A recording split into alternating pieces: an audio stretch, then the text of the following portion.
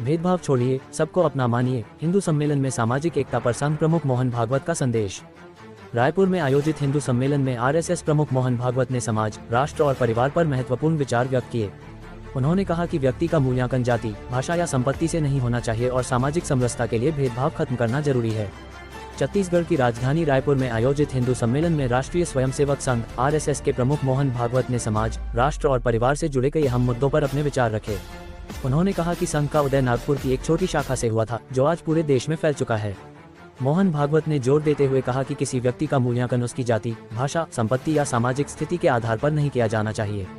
उनका कहना था कि पूरा देश सभी का है और यही भावना सच्ची सामाजिक समरसता की पहचान है। उन्होंने कहा कि सामाजिक एकता की पहली शर्त मन से भेदभाव की भावना को खत्म करना और हर व्यक्ति को अपना समझना है।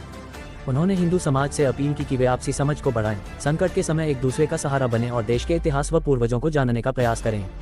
परिवार के संदर्भ में उन्होंने सुझाव दिया कि हर सप्ताह कम से कम एक दिन परिवार के सदस्य साथ बैठें, घर का बना भोजन साथ खाएं और प्रार्थना करें। इससे न केवल पारिवारिक बल्कि सामाजिक रिश्ते भी मजबूत होंगे। पर्यावरण और विकास को लेकर उन्होंने दोनों के बीच संतुलन की आवश्यकता पर बल दिया।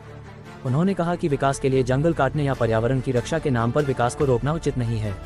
जल संरक्षण और पेड़ लगाने को व्यक्तिगत जिम्मेदारी मानते हुए उन्होंने सभी से इसे अपनाने की अपील की। धर्मांतरण के मुद्दे पर मोहन भागवत ने कहा कि समाज में भरोसे की कमी इसका एक बड़ा कारण है।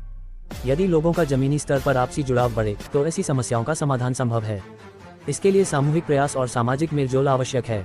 रायपुर में हुई इस सभा में मोहन भागवत के विचारों ने सामाजिक समरसता, पारिवारिक मेलजोल और राष्ट्रभक्ति की भावना को फिर से जागृत किया।